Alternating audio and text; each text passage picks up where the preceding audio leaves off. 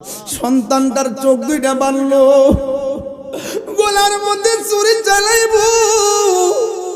সন্তান বলে, আব্বা গলায় যদি ছুরি চালাবেন, আমারও তো একটা জীবন আছে, আমারও তো একটা জান।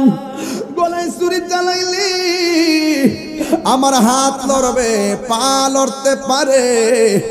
আমার পা যদি লড়ে, আপনি আল্লাহর রাজি করতে যে ছুরিটা চালাবেন, ছুরিটা একটু এদিক সেদিক হয়ে গেলে আল্লাহ বেজার হয়ে যেতে পারে। ও বাবা, ও বাবা, ও বাবা,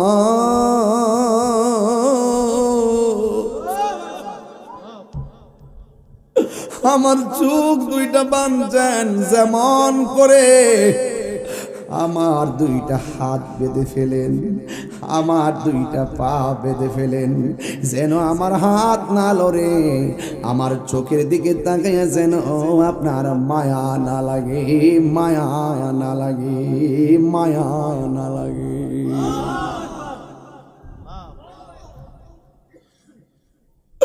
ও বন্ধুরে, ও ব্রাহ্মণ পাড়ার বাবা, সন্তানের কথা শুই না হাত বাঁধলো, সন্তানের কথা শুই না পা বাঁধলো, সন্তানের কথা শুই না চোখ বাঁধলো। এবার ছুরিটা ভালো করে ধার করছে, গলায় যখন ছুরিটা চালাইব, সন্তান ডাক দিয়া কে, আব্বা আমি আপনারে বলছিলাম আমার চোখ বাঁধার জন্য, হাত বাঁধার জন্য, এখন আমি সুন্দর করে শুয়ে গেছি, আপনি আমারে ধৈর্যশীলের অন্তর্ভুক্ত পাবেন।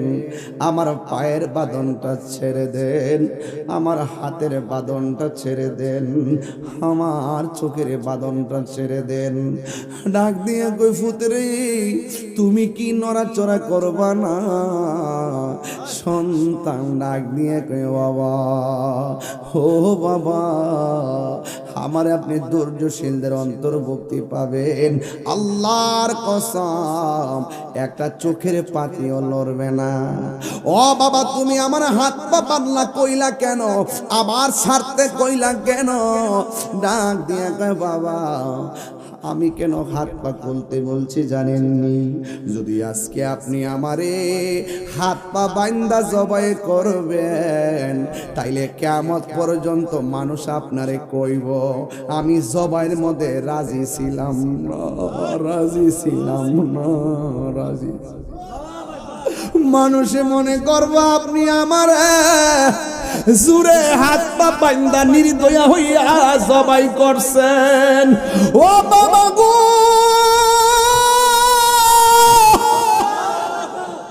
আমার হাত পা খুলনা দেন, আমার একটা হাত লড়বে না, আমার একটা পাও লড়বে না।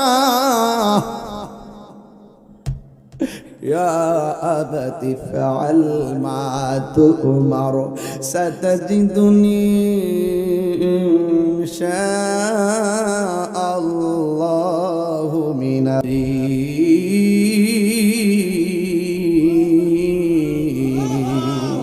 আল্লাহ ডাক দেখে, ইব্রাহিম তোমার যেটা ভালো লাগে, তোমার প্রিয় জিনিসটা তুমি কুরবানি করো। দুম্বা কুরবানি করছে, আল্লাহ বলে আমার পছন্দ হয় না। ভেড়া কুরবানি করছে, আল্লাহ বলে আমার পছন্দ হয় না। মেষ কুরবানি করলো, আল্লাহ বলে আমার পছন্দ হয় না। এরপরে আল্লাহ কয়, ইব্রাহিম যতই তুমি কুরবানি করো আমার কাছে পছন্দ হয় না। এর চাইতে তোমার সব চাইতে প্রিয়তম যেই লোক, প্রিয়তম যা আছে, সব চাইতে পছন্দের জিনিসটা আমি আল্লাহর নামে কুরবানি করো। এবার ইব্রাহিম নবী চিন্তায় পড়ে গেলেন, এতগুলা কুরবানি করলাম, আল্লাহর কাছে পছন্দ হয় না। ঠিক আছে, তাইলে আমার তো মনে হয় আমি যেই সন্তানটারে মরুভূমির বালুর মধ্যে রাই কাটছি, ও বন্ধুরে, ও ব্রাহ্মণ বাবার আর বাবা, এটা সাধারণ কোনো সিদ্ধান্ত নয়। আল্লাহর পাইতে চাই, আল্লাহর গো, আল্লাহ গো, আমার কাছে সবচেয়ে প্রিয় হলো আমার সন্তান। আল্লাহ ঠিক আছে, বনের পশু কুরবানি দিলাম, তোমার পছন্দ হয় না, তোমাকে পাওয়ার জন্য আমার সবচাইতে পছন্দের সন্তানটা একটা নয়, দুইটা নয়, এমন ভাবে পরীক্ষা শুরু করলেন। তার স্ত্রী, প্রথম স্ত্রীর নাম হলো হযরতে সারা। এই সারার ঘরের মধ্যে কোনো সন্তান, আরো জোরে কোন যায়, আমার আল্লাহ দীর্ঘদিন পরে হাজেরার ঘরে সন্তান দিয়েছেন। আমার ইব্রাহিম নবী ডাক দিয়াকে, হাজেরা চলো না, তোমাকে নিয়ে আমরা হিজরতে বের হয়ে যাব। চিৎকার মেরে কন্যা আল্লাহু আকবার। ইব্রাহিম নবীর জীবনে অনেক হিজরত আছে ও বন্ধুরি আমার। ইব্রাহিম আলাইহিস সালাম হাজেরাকে নিয়ে রওনা হয়ে গেছেন। যাইতে যাইতে এমন একটা জায়গায় যাওয়ার নির্দেশনা পেলেন, কয় মরুভূমির তরুলতাহীন, গাছপালাহীন একটা নিবিড় অরণ্যে একাকী তুমি চলে যাও, যেখানে গাছপালা থাকবে না, তরুলতা থাকবে না, পাখপাখালি তেমন থাকবে না, নীরব একটা জায়গায় তুমি ধ্যান করার জন্য চলে যাও। ছোট্ট বাচ্চা ইব্রাহিম ইসমাইল আলাইহিস সালামকে সাথে লইয়া ওই জায়গার মধ্যে তিনি রওনা হয়ে গেছেন। এই কথা সবাই জানলেও শুনতে হবে, কারণ কয়েকদিন পরে কুরবানি আসতেছে। কুরবানি মানে হলো গরু খাইয়া পেট ভরা নয়, কুরবানি মানে হইল আমার রবের নৈকট্য লাভ করা। ঠিক কিনা বলেন? এবার ছোট বাচ্চা নাম হলো ইসমাইল, সাথী কইরা সুন্দর করে নিয়ে গেছে। ওই জায়গার মধ্যে যখন নিয়ে গেল, হঠাৎ করে ইব্রাহিম নবী এমন একটা জায়গায় গেছে, যেই জায়গার মধ্যে গাছ নাই, যেই জায়গার মধ্যে তরুলতা নাই, যেই জায়গার মধ্যে কোনো মানুষ নাই, ওই জায়গায় যখন ইব্রাহিম নবী গেল, হঠাৎ কইরা ডাক দিয়ে কয়, হাজেরা তুমি তোমার সন্তান নিয়ে এই জায়গার মধ্যে থাকবা, তোমাদেরকে রেখে আমাকে চলে যেতে হবে। এবার হাজেরা ডাক দিয়ে কয়, স্বামী গো, ও আল্লাহর বন্ধু, ঘর থেকে বের কইরা এমন জায়গায় আনছেন যেই জায়গার মধ্যে মানুষ নাই, পানি নাই, খাওন নাই, কোনো কিছু নাই, যাই অল্প কটা খাওন নিয়ে আইছি, আর কদিন থাকবো জানি না, আপনি কখন আসবেন সেটাও তো জানি না। কয় না না না, খাবারের সঙ্গে কোনো সম্পর্ক নাই, আমাকে চলে যেতে হবে। এই কথা বলার পরে হাজেরা ডাক দিয়া বলে, নবী গো, আপনি কি আপনার স্বইচ্ছায় যাচ্ছেন নাকি আমার আল্লাহর হুকুমে যাচ্ছেন? ইব্রাহিম নবী বলে, হাজেরা ঘর থেকে বের হয়েছে আল্লাহর কথা, আমাদেরকে জঙ্গলার মধ্যে রেখে চলে যেতে হবে, আমার ইচ্ছা নয়, আমাকে হুকুম করেছেন একজন, জবান খুলে বলুন তিনি কে? আল্লাহু আকবার কোন? আমি আল্লাহর হুকুমে চলে যেতে হবে। এতক্ষণ বলছে মানুষ নাই, এতক্ষণ হাজেরা বলছে গাছ নাই, এতক্ষণ হাজেরা বলছে তরুলতা নাই, এতক্ষণ হাজেরা বলছে অন্য কোনো কিছু নাই, আমি কেমনে থাকবো? যেই মাত্র শুনছে আমারে আল্লাহ হুকুম করেছে যাওয়ার জন্য, হাজেরা ডাক দিয়া কয়, স্বামী গো,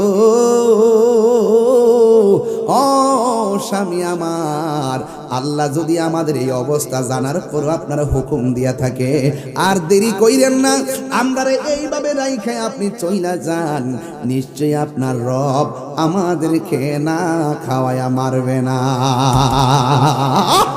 তাহলে পরীক্ষা আছে না নাই? আরে বাবা, তুমি সন্তানরে গলা টিপে মাইরা ফলাইতাছো খাবারের ডরে। আল্লাহ বলছে, বান্দারে তোরা খাবারের ডরে সন্তান হত্যা করিস না। ঠিক কিনা বলেন? আওয়াজ করে বলেন, রিজিকের মালিক কে? যারে আল্লাহ সন্তানটা দেয়, আমার আল্লাহ রিজিক দিয়াই দুনিয়াতে পাঠাই। আজকে পুমকার আয়সা উস্তাবাজি দিয়া খাইলাম, দেশি মুরগি দিয়া খাইলাম, সবাই মনে মনে ভাবতেছে আপনি খাওয়াইছেন, আপনি খাওয়াইছেন। না না না, আমার রিজিক আপনার লেখা আছে, আল্লাহ আপনার দিয়া গোছাইছে, আমার ফেরে ঢুকাইছে।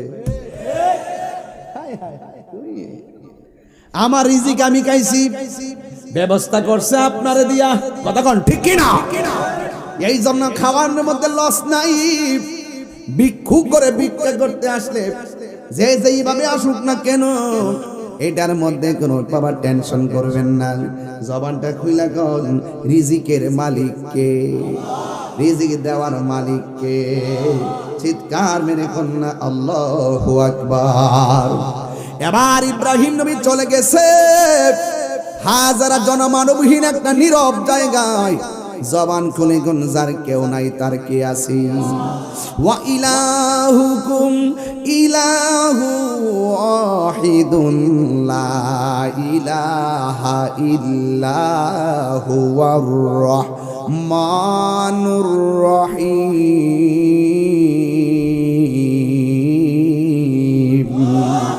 যার কেউ নাই তার কে আছে?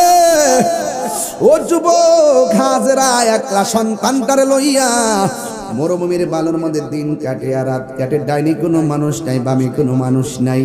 হঠাৎ কইরা হাজেরা মরুভূমির বালুর মধ্যে থাকতে থাকতে আর খাবার শূন্যতার কারণে তার স্তনের দুধ শুকাইয়া গেছে, জিহ্বার পানিটা পর্যন্ত শুকাইয়া গেছে। আর সন্তানটা খাবারের জন্য ছটফট ছটফট শুরু করছে। ওই সন্তানটা যখন কান্না শুরু করলো, এবার হাজেরা কয় আমার স্বামী কাছে নাই, ঘরের মধ্যে খাবার নাই, যা খাবার আনছিলাম সব শেষ হয়ে গেছে। এখন আমার সন্তান রৌদ্রের মধ্যে পানির জন্য কান্না করি, জিহ্বা মুখে ঢুকাইয়া দেয়, পানি খুঁজে পাই না। ও বন্ধুরে, স্তনের দুধ শুকাইয়া গেছে, কি খাওয়াবে? মায়ের সামনে সন্তান না খায়া যদি কষ্ট পায়, বিদেশ বিরাজ্যে যারাই আছে তাদের চাইতে মা জননী বেশি কষ্ট পায়, ঠিক কিনা? ও মা,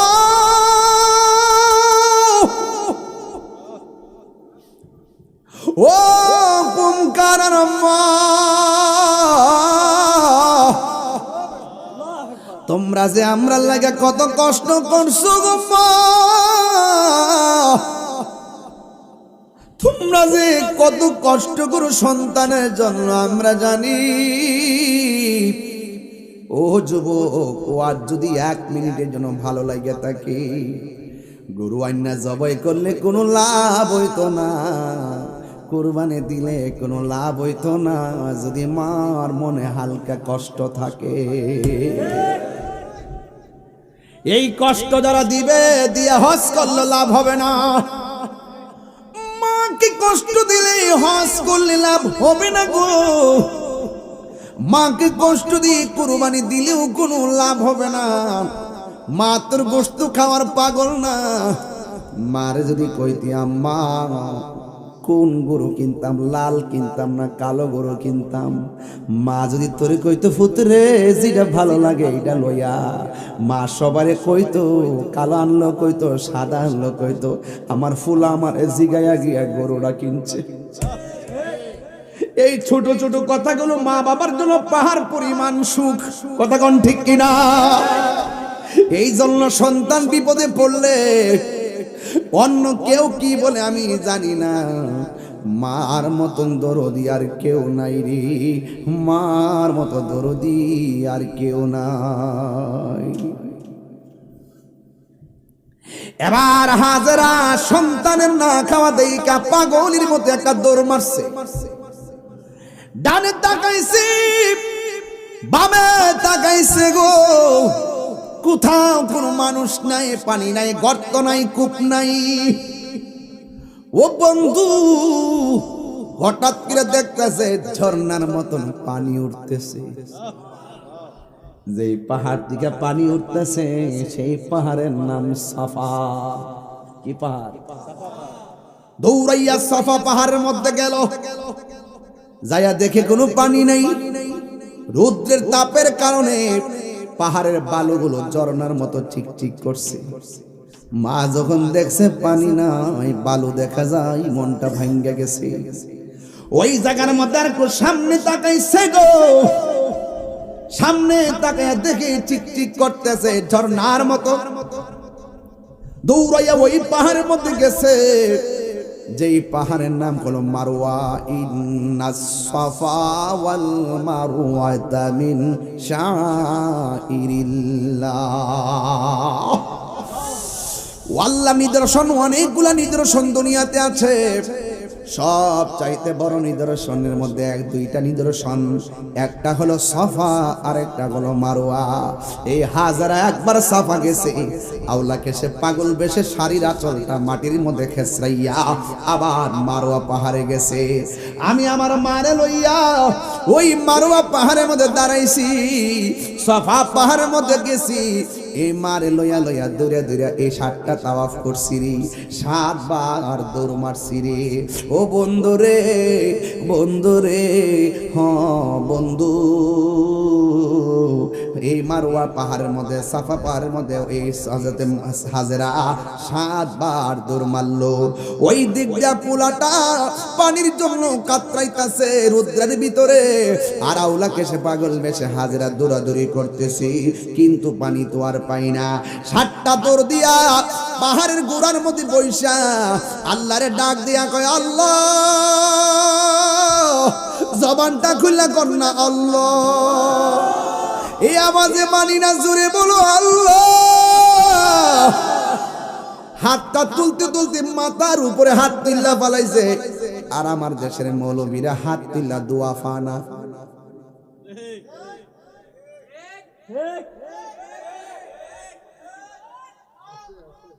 আসেনি হাত তুল্লা দোয়া করবো, ইডা লইও লাগাইছে বেজাল, ইডা লইও বেজাল।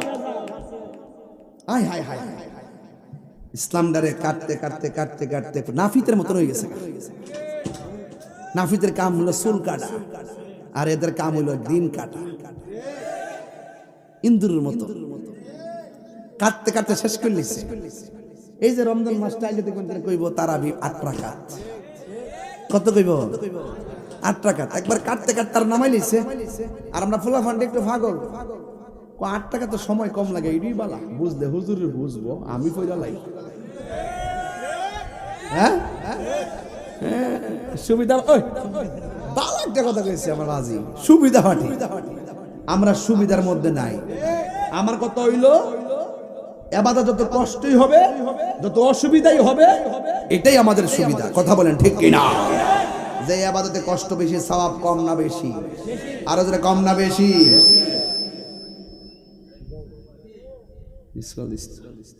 আমি ডরাই ডরাই, আমার কলজা সাত করে ওঠে। আকাশের অবস্থা কি ভালো না? আচ্ছা ঠিক আছে। আর বৃষ্টি আইলো আমার কোনো টেনশন নাই, যে জিকির জানি ফুরা ফুরা দিয়ে দেবো একবারে, পর সকাল বেলা এর হেত লাগাই লিবে বেড়া, ইত্যা চিন্তা করি না। ওয়াজ যে করতেছি কি লাইন ছাড়া, এক লাইন দৌড়ছি শেষ হয়ে যাবে না, লাস্টে সাইজ করুম কইছিলাম না, দেখেন সাইজ কত প্রকার ও কি কি। রেডিও তাহেন ইনশাআল্লাহ। আল্লাহু আকবার, জোরে কন্যা কি লেগা, যার কেউ নাই তার কে আছে, আরো বড় করে তার কে আছে। ও বন্ধুরি, কি দিয়া ওয়াজ বুঝাইতাম, হাজারা কয়টা দৌড় দিছে। আল্লাহ কয়, ও পৃথিবীর মানুষ, আমার হাজারার দৌড়টা এত ভাল লাগছে, কিয়ামত পর্যন্ত তোমরা 2টা পাহাড়ে দৌড়বা, নাইলে হজ হবে না। পাগলকে পাগল বলিও না, সব পাগল পাগল না, কিছু পাগলে মন আছে, যারা আল্লাহ নবীর প্রেমে দিওয়ানা। ঠিক কি না বলো? পাগল বেউরাই তো পাগল কইয়া, পাগলের ভিতরে কি আছে এটা জানো নি মিয়া? ঠিক কি না বলে না কেন? এটা দুনিয়ার পাগল না, অর্থের পাগল না, চেয়ারের পাগল না, ক্ষমতার পাগল না, এরা রবের পাগল। খাইও রব মাওলা, দুঃখে থাকলো রব মাওলা, কষ্টে থাকলো রব মাওলা, জ্বালাও পোড়াও যা করো করো, সহ্য করার ক্ষমতা দাও। চিৎকার মেরে কেন মারহাবা।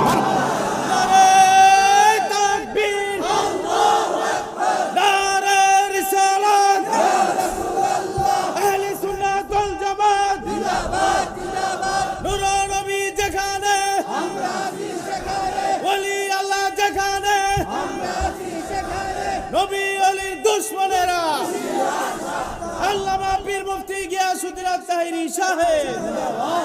আল্লাহু আকবার, জোরে বলেন, চিৎকার মেরে করি ইয়া রাসূলুল্লাহ। তাইলে হজে গেলে সাফা মারওয়া দৌড়তে হয় কি হয় না? আরো জোরে হয় কি হয় না? হয়। এবার হাজরা দুইটা হাত তুলতে তুলতে মাথার উপরে উঠাইছে গো। আল্লাহ ডাক দিয়ে কয় জিবরাইল, আমার পাগলনি হাজারের কাছে যাও, দোয়া কবুল হইয়া গেছি। এবার তিনি একটা দৌড় মারলেন, সন্তানের কাছে চলে গেছে। যাইয়া দেখে সন্তান দুইটা পা সুন্দর করে লড়াইতেছে, পায়ের গোড়া দিয়া মাটির নিচ থেকে পানি বাইরিতেছে। এমন পানি বাইরিতেছে, ডান দিক দিয়ে বাম দিলে বাম দিকটা যায়, বাম দিকলা বাদ দিলে সামনে যায়, সামনে বাদ দিলে পিছনে যায়, চতুর্পাশে পানি আর পানি, যেন বন্যা লেগে যাবে। আমার যখন পানি আর বাড়তেছে, হঠাৎ করে হাজারা পানিরে ডাক দেখে, পানি রে থাম। সেই মাত্র থাম বলছে, সাথে সাথে পানিটা থেমে গেছে। ওই দিন যদি হাজারা এই পানিকে থাম না বলতো, সারাটা পৃথিবী আমার আল্লাহ জমজমের পানি দিয়া বাসায়া দিত। এই পানি এখনো আছে না নাই? বিজ্ঞান বলেন, পরীক্ষা নিরীক্ষা যাই বলেন না কেন, পৃথিবীর মধ্যে ডাবের পানি, খালের পানি, পুকুরের পানি, যত পানি আছে এই পৃথিবীর মধ্যে সব চাইতে বিশুদ্ধ মজার পানি হলো জমজমের পানি। ওই ইব্রাহিম ইসমাইল নবীর পায়ের গুড়া দিয়ে যে পানিটা বের হইছে, এই পানির নাম জমজমের পানি। ডাবের পানি, পুকুরের পানি, টিউবওয়েলের পানি দাঁড়ায়া পান করা হারাম। আর ওই জমজমের পানি এমন পানি যে এই পানি দাঁড়ায়া পান করা হলো সুন্নাহ। আল্লাহু আকবার বলেন না কেন? গেলান দিয়া বুড়ায় বুড়ায় লইছি বাংলাদেশ, মারে লইয়া গেছি ওই বদরের যুদ্ধ, এখানে 80-85 মাইল দূরে, মদিনা থেকে বহুত দূর। আমার মারে প্রাইভেট কারে বইরা নিয়ে গেলাম। যাওয়ার পথে একটা কূপ আছে, কূপের নাম হলো বীরে শেফা। বীরুন মানে কূপ, শেফা মানে হলো আরোগ্য। এমন একটা কূপ আছে, কূপের নাম ওই শেফা। সাহাবীরা যখন বদরের যুদ্ধ থেকে ফেরার পথে পানি তৃষ্ণার্ত হয়ে গেছে, ওই মুহূর্তে নবীরে ডাক দিয়ে, ইয়া রাসূলুল্লাহ, পানি তৃষ্ণা লেগে গেছে, আমার নবী বলে এই কূপের ভিতর থেকে পানি পান করো। এবার সাহাবীরা মুখের মধ্যে পানি দিলেন। ইয়া রাসূলুল্লাহ, এই পানি তো বড় লবণাক্ত, দুর্গন্ধ লাগে, কেমনে খাবো? এক riwayতের মধ্যে পাইলাম, কাফের আগে জানতো নবী এখানে বিশ্রাম নিব, আর এখানে বিশ্রাম নিলে সাহাবারা পানি পান করবে, এই জন্য পানির মধ্যে বিষ মিশাই রাখছে, তারা যেন খায়া সেখানে মারা যায়। একটা riwayতের মধ্যে এটা রয়েছে। অথচ সাহাবীরা পানিটা মুখে দিয়েই দুর্গন্ধ, লবণাক্ত লাগে। এবার আমার নবীরে বলল, ইয়া রাসূলুল্লাহ, এত তৃষ্ণা, বুক ফেটে যায়, মাথার ছাতি ফেটে যায়, গলা শুকায়া যায়, কিন্তু আমাদের বড্ড মন চাইতেছে পানি পান করব। ওই মুহূর্তে আমার নবী বলে পানি পান করো। এবার তারা মুখের মধ্যে পানি নিয়ে ফালাইয়া দিলেন। আল্লাহর হাবিব উল্টা যাইয়া নিজের থুতু মুবারকটা ওই কূপের মধ্যে ফেলে দিয়ে বললেন, সাহাবীরা রে, যেই কূপের পানি লবণাক্ত লেগেছে, তোমরা সেই পানি এখন পান করো, আমি থুতু মোবারকটা দিয়েছি। সাহাবীরা বলেন, নবী গো, আপনি যখন কূপের মধ্যে থুতু মোবারকটা দিয়েছেন, আল্লাহর কসম করে বলি, অনেক স্বাদের পানি আর জিহ্বায় লাগে নাই। এই জন্য বিজ্ঞানরা বলতেছে, 1 নম্বর পানি হলো জমজমের পানি, 2 নম্বর পানি হলো বীরে শেফার পানি। ওই দিন আমি ক্যান্টিন, ছোট ছোট সাদা ক্যান্টিন দিয়ে বুড়াইয়া নিয়ে আসছি বাড়ির মধ্যে। ও বন্ধুরে, শুধু হজ করতে যায় ঘুরাই সাফিরেন না, এমন কিছু জায়গা আছে, এই জায়গাগুলো সুযোগে যায় ঘুরে আসবেন, কারণ এই সুযোগ সব সময় হবে না, ঠিক কিনা? এবার জমজমের পানি হইয়া গেছি, মা পানি পান করলো, এমন পানি উঠতেছে, পাক পাখালিরাও আসা শুরু করছে, পানি আছে। সুবহানাল্লাহ। যে জংলার পাশে পানি নাই, ওই জংলার পাশে পাশে পাক পাখালিরাও থাকে। না। এবার ওই পাক পাখালিরা এখন আসতে শুরু করছে, কিচিমিচি আওয়াজ, আর মানুষগুলো কাফেলা নিয়ে যায়। পাখির আওয়াজ শুন না, মানুষের আওয়াজ টের পাইয়া অনেক মানুষ এই পানি নেওয়া শুরু করছে। আস্তে আস্তে সেই জায়গাটা আবাদ হয়ে গেছে। এবার ইন দি মিন টাইমে ইব্রাহিম নবীর সন্তান ইসমাইল আলাইহিস সালামকে লইয়া হাজারা যখন মরুভূমিতে বসবাস করে, মোটামুটি ইসমাইল আলাইহিস সালাম চলতে পারে, ওই মুহূর্তে ইব্রাহিম আলাইহিস সালাতু ওয়াস সালাম তিনি মনস্থ, তিনি আসলেন। কিন্তু আসার আগে কি করছে জানেন? আল্লাহ ডাক দিয়ে কার একটা পরীক্ষা, আল্লাহ ডাক দিয়ে ইব্রাহিম তোমার যেটা ভালো লাগে, তোমার প্রিয় জিনিসটা তুমি কুরবানি করো। দুম্বা কুরবানি করছে, আল্লাহ বলে আমার পছন্দ হয় না। ভেড়া কুরবানি করছে, আল্লাহ বলে আমার পছন্দ হয় না। মেষ কুরবানি করলো, আল্লাহ বলে আমার পছন্দ হয় না। এরপরে আল্লাহ কয় ইব্রাহিম যতই তুমি কুরবানি করো আমার কাছে পছন্দ হয় না। এর চাইতে তোমার সবচাইতে প্রিয়তম যেই লোক, প্রিয়তম যা আছে, সবচাইতে পছন্দের জিনিসটা আমি আল্লাহর নামে কুরবানি করো। এবার ইব্রাহিম নবী চিন্তায় পড়ে গেলেন, এতগুলা কুরবানি করলাম, আল্লাহর কাছে পছন্দ হয় না। ঠিক আছে, তাইলে আমার তো মনে হয় আমি যেই সন্তানটারে মরুভূমির বালুর মধ্যে রাই কাটছি, ও বন্ধুরে, ও ব্রাহ্মণ পাড়ার বাবা, এটা সাধারণ কোন সিদ্ধান্ত নয়। আল্লাহর পাইতে চাই, আল্লাহ গো আমার কাছে সবচেয়ে প্রিয় হলো আমার সন্তান। আল্লাহ ঠিক আছে, বনের পশু কুরবানি দিলাম, তোমার পছন্দ হয় না, তোমাকে পাওয়ার জন্য আমার সবচাইতে পছন্দের সন্তানটারে আমি কুরবানি দিয়ে দিব।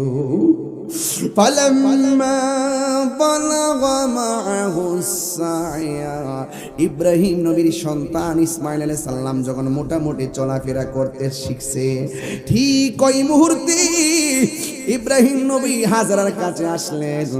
আয়েশা তখন বলতেছেন, হাজরা গো আমি তোমাদেরকে এইভাবে রেখে গেলাম, কিন্তু হাজরার কাছে সন্তান কুরবানির কথা বলতে সাহস পায় না। এই পৃথিবীর যে যাই বলুক না কেন, সন্তানের কুরবানি আমি যদি বাবা হিসেবে মাইনা নেই, কিন্তু সন্তানের মা কোনোদিন মানবে না, তার কলিজা ফেটে খান খান হয়ে যাবে। কথা বলেন ঠিক কিনা? এই জন্য সন্তানটারে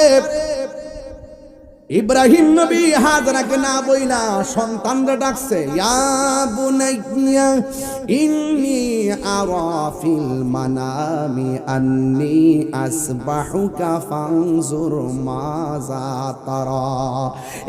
ইব্রাহিম ও ইসমাইল, ও বাবা, হে আমার সন্তান, ইন্নী অবশ্যই আমি আরা দেখেছি, ফিল মানামি ঘুমের ঘরে, আন্নী অবশ্যই আমি আসবাহুকা তোমাকে জবাই করেছি, ফানজুরু মাযা তারা, এই ব্যাপারে তোমার মতামত কি? কিও সাধারণ খবর নাকি? গরু যে ঠাস করে করে খাইলাম, ইতিহাস কি নাড়া দেয় না ভিতরে? কেমন মহব্বত লাগবে পশুটা কুরবানি করতে। এবার যেমন বাপ তেমন সন্তান। সন্তান ডাক দিয়ে কইয়া, আবাতি ফাল মা তুমার সাতাজিদুনি ইনশাআল্লাহু মিনাস সাবিরিন।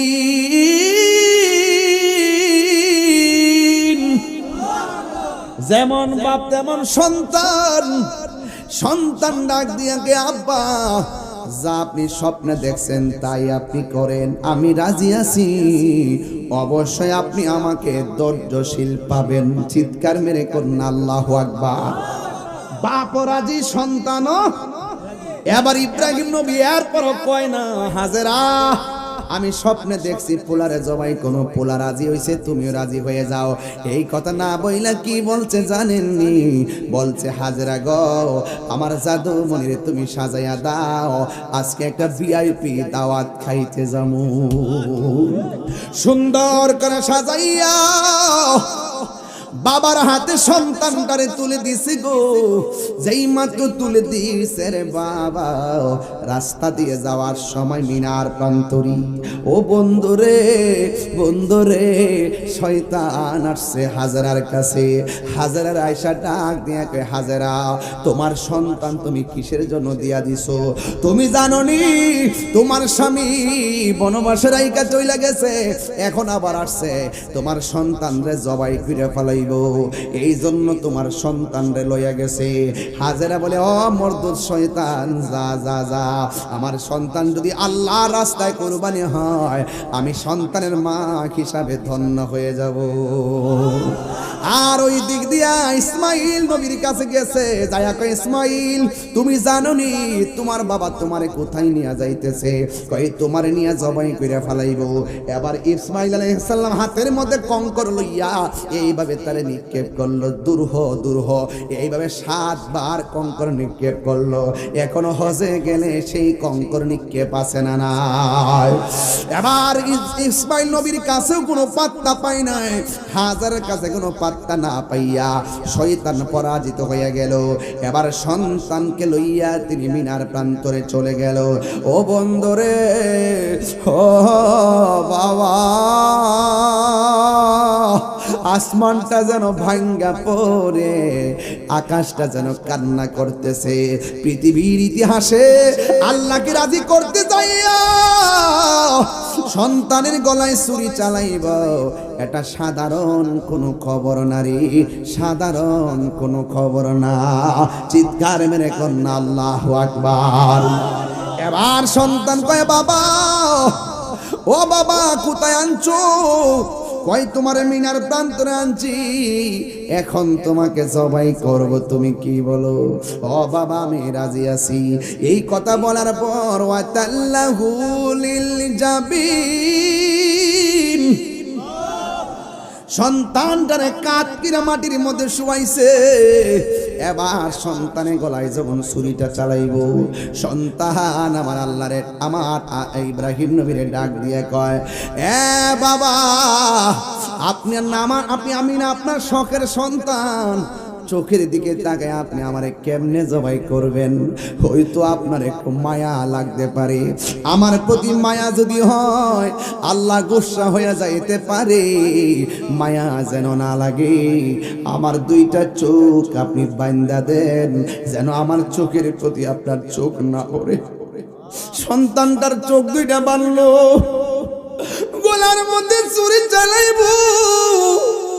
সন্তান বলে, আব্বা গলায় যদি ছুরি চালাবেন, আমারও তো একটা জীবন আছে, আমারও তো একটা জান, গলায় ছুরি চালাইলে আমার হাত লড়বে, পা লড়তে পারে, আমার পা যদি লড়ে আপনি আল্লাহর রাজি করতে যে ছুরিটা চালাবেন, ছুরিটা একটু এদিক সেদিক হয়ে গেলে আল্লাহ বেজার হয়ে যেতে পারে। ও বাবা, ও বাবা, ও বাবা,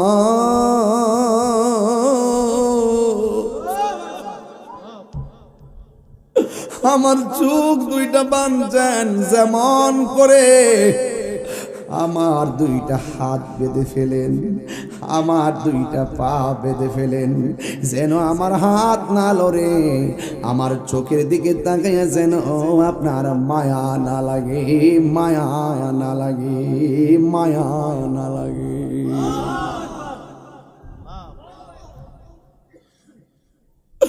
ও বন্ধুরে, ও ব্রাহ্মণ পাড়ার বাবা, সন্তানের কথা শুই না হাত বাঁধলো, সন্তানের কথা শুই না পা বাঁধলো, সন্তানের কথা শুই না চোখ বাঁধলো। এবার ছুরিটা ভালো করে ধার করছে, গলায় যখন ছুরিটা চালাইব সন্তান ডাক দিয়া কে আব্বা, আমি আপনারে বলছিলাম আমার চোখ বাঁধার জন্য, হাত বাঁধার জন্য, এখন আমি সুন্দর করে শুয়ে গেছি, আপনি আমারে ধৈর্যশীলের অন্তর্ভুক্ত পাবেন। আমার পায়ের বাঁধনটা ছেড়ে দেন, আমার হাতের বাঁধনটা ছেড়ে দেন, আমার চোখের বাঁধনটা ছেড়ে দেন। ডাক দিয়ে কই ফুতরে তুমি কি নড়াচড়া করবা না? সন্তান ডাক দিয়ে কই বাবা, ও বাবা, আমারে আপনি ধৈর্যশীলদের অন্তর্ভুক্তি পাবেন। আল্লাহর কসম একটা চোখের পাতিও লড়বে না। ও বাবা তুমি আমার হাত পা বাঁধলা কইলা কেন, আবার ছাড়তে কইলা কেন? ডাক দিয়ে কয় বাবা আমি কেন হাত পা খুলতে বলছি জানেননি? যদি আজকে আপনি আমারে হাত পা বান্দা জবাই করবেন, তাইলে কিয়ামত পর্যন্ত মানুষ আপনারে কইব আমি জবাইয়ের মধ্যে রাজি ছিলাম না, রাজি ছিলাম না, রাজি। মানুষে মনে করবো আপনি আমার জুরে হাত পা বান্দা নির্দয়া হইয়া জবাই করছেন। ও বাবা গো,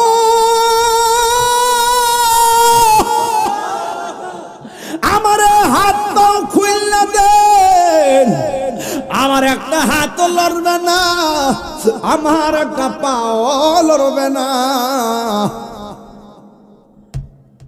يا أبت افعل ما تؤمر ستجدني إن شاء الله من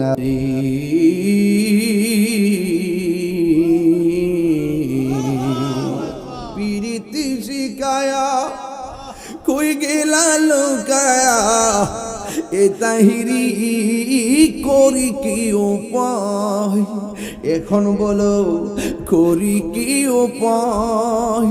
ও মোর জালা রে জালা কি দিয়া নিবাই, দয়ালের প্রেম জালা অঙ্গ জলে ঝালা কি দিয়ে এনিবা। আল্লাহকে গন্ধম খাইস না রে, গন্ধম রেখে আদম রে ফিস করলাম সারিস না।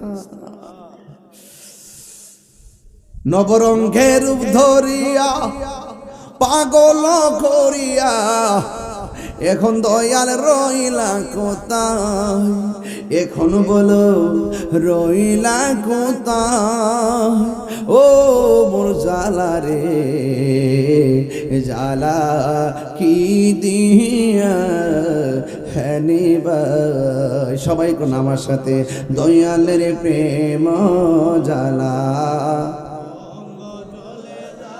কি দিয়া নিবাই।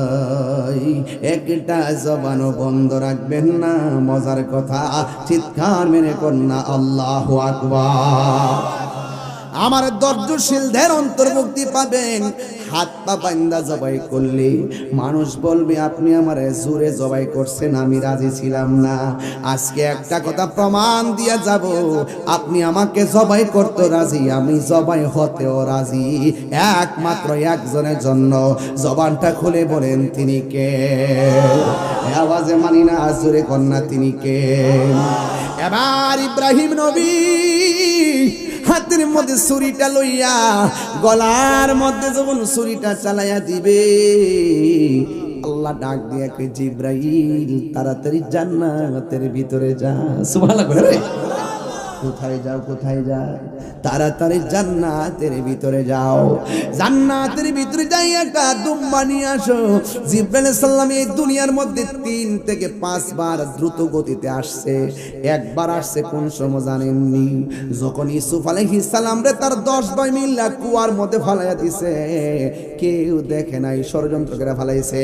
আল্লাহ বলে জিব্রাইল দ্রুত যাও, ইব্রাহিম আমার ইউসুফ নবী কুয়ার পানির মধ্যে পড়ার আগে তুমি দ্রুত যাইয়া পাখাটা কুয়ার নিচে বিছাইয়া দাও। এই হলো তিনি একবার দৌড়ায় আসছে। আরেকবার কোন সময় জানেননি? যখন আমার নবী উহুদের জমিনে দন্ত মোবারক ভাঙছে, দাড়ি মোবারকের মাথা মোবারকের রক্ত মোবারকটা ঝরে গেছে, মাটিতে পড়ার আগে আল্লাহ কয় জিব্রাইল তাড়াতাড়ি যাইয়া রক্ত মোবারকটা হাতে লও। এই রক্ত মোবারক যদি জমিনের মধ্যে পড়ে কিয়ামত পর্যন্ত জমিনে গাছপালা হবে না।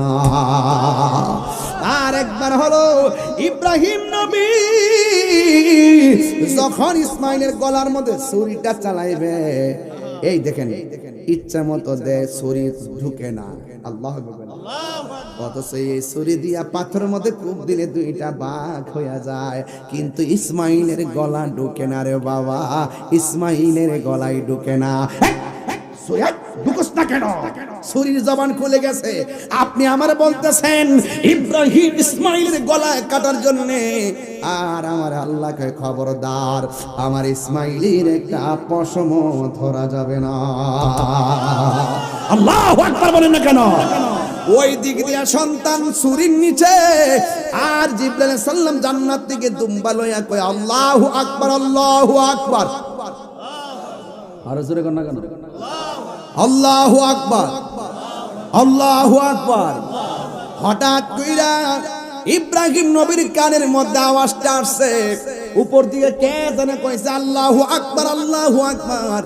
ইব্রাহিম নবী শুনে বলতেছে লা ইলাহা ইল্লাল্লাহু আল্লাহু আকবার।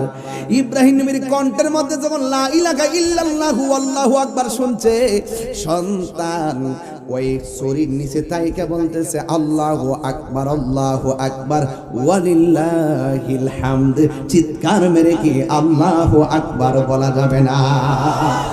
এখন ওই তাকবীর আছে না নাই? আর জোরে কোন আছে না নাই? বলেন আল্লাহু আকবার, আল্লাহু আকবার, লা ইলাহা ইল্লাল্লাহু ওয়াল্লাহু আকবার, আল্লাহু আকবার ওয়ালিল্লাহিল হামদ। এই আয়ামে তাশরিক আছে না নাই? এটা পড়া সবার জন্য বাবা ওয়াজিব। চিৎকার মেরে কোন আল্লাহু আকবার। ও আমার বন্ধু, ও যুবকের দল, আমরা জীবন মরণ যা আছে, আমার সালাত আল্লাহর জন্যে, আমার জীবন আল্লাহর জন্যে, ঠিক কিনা? এই পরীক্ষায় পাশ করতে গেলে ধৈর্যের প্রয়োজন আছে না নাই? আর ধৈর্যশীলদের সাথে আল্লাহ আছে না নাই? এরই প্রমাণ আপনারা এই 1.5 ঘন্টা ওয়াজে পান কি পান নাই? যদি পেয়ে থাকেন তাহলে কোরবানি আসতেছে। এই কোরবানি মানি হলো আল্লাহর নৈকট্য লাভ করা। কার নৈকট্য লাভ করা? রাসূলুল্লাহকে প্রশ্ন করা হয়েছে, আর রাসূলুল্লাহ কোরবানি কি? রাসূল বলছেন এটা হলো ইব্রাহিম আলাইহিস সালামের সুন্নাহ। এটার মধ্যে কি ফজিলত রয়েছে? এই কোরবানির পশু জবাই করার পরে কোরবানির গায়ের মধ্যে যত পশম আছে সেই পরিমাণ নেক আল্লাহ দান করে। আল্লাহ বলছেন যে কোরবানির পশুর গায়ের গোশত এবং রক্ত আল্লাহর কাছে পৌঁছে বান্দার তাকওয়া। এই জন্য আমি বলছিলাম যার অন্তরে তাকওয়া থাকে, যার অন্তরে তাকওয়া থাকবে, আল্লাহর ভয় থাকবে, তাকে সেভ করার দায়িত্ব কার? ওয়ালামু আন্নাল্লাহা মাআল মুত্তাকিন। জেনে রেখো যাদের অন্তরে আমি আল্লাহর ভয় আছে, আমি আল্লাহ তাদের সাথে আছি। আর আমি আল্লাহকে যারা ভয় করবে, আমি আল্লাহ তাদের প্রতি সন্তুষ্ট হয়ে তাদেরকে একটা নয়, ওয়ালিমান খাফা মাকাম রাব্বিহি জান্নাতান, আমি আল্লাহ তাদেরকে 2টা জান্নাত দান করব। সেই জান্নাত পেতে গেলে পরীক্ষার দরকার আছে না নাই? আল্লাহ বলছেন ইব্রাহিম তুমি না আমার হাজেরাকে বলছো দাওয়াত খেতে আসছো, আমার হাজেরা যদি জিজ্ঞেস করে বাবা ছেলে মিলে দাওয়াত খেয়ে আসছো, আমার জন্য কি আনছো? আল্লাহ বলেন ইব্রাহিম তুমি দুম্বাটা জবাই করে 3 ভাগ করো, 1 ভাগ তুমি তোমার পরিবারের জন্য নিয়ে যাও, আরেক ভাগ দান করে দাও, আরেক ভাগ আত্মীয় স্বজনের মধ্যে দিয়ে দাও, আমার হাজেরার জন্য নিয়ে যাও। জোরে কন্যা সুবহানাল্লাহ। তো বলুন তো দেখি, আল্লাহকে রাজি করতে গেলে আল্লাহ যদি রাজি এবং খুশি হয়ে যায়, আল্লাহ আমাদেরকে নিয়ামত দেয় কি দেয় না? এরই ধারাবাহিকতার নাম কোরবানি। খবরদার বনের পশু নয়, মনের পশুত্বকে আপনি কুরবানি করেন।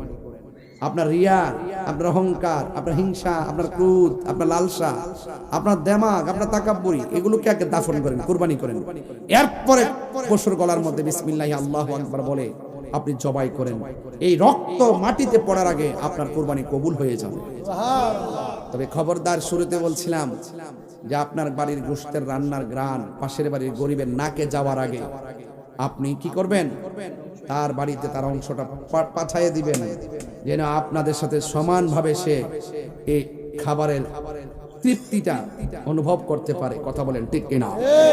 তবে খবরদার, অনেকে কুরবানির পশুর গায়ের মধ্যে চামড়া রেখে চামড়া বিক্রি করে ফেলে রাত্রিবেলা। এটা করা যাবে না, এটা জায়েজ নাই।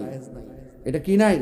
জায়েজ নাই। জবাই করার পরে পশুর শরীর থেকে চামড়া আলাদা করার পর, জবাই করার পরে আপনারা এই চামড়া বিক্রি করবেন। রাজি আছেন সবাই? এইগুলো একটু মাথায় রাখবেন, ঠিক আছে তো ইনশাল্লাহ? তবে খবরদার, কোন ধরনের সুদখোরের সাথে আপনি সম্পর্ক রাখবেন না। আপনি একটা লোক সুদ খাইতেছে, তার সাথে আপনি কুরবানির শেয়ার নেবেন না। এটা মনে থাকবে। একদম ফেয়ার এন্ড কেয়ার, কোনো ভেজাল নাই, এরকম লোক নিয়ে আসবেন, যার তাকওয়া ভালো, যার পরহেজগারিতা ভালো, যার ইবাদত ভালো, যে চলাফেরার মধ্যে ভালো, তার সাথে শরীক হবেন ইনশাআল্লাহ।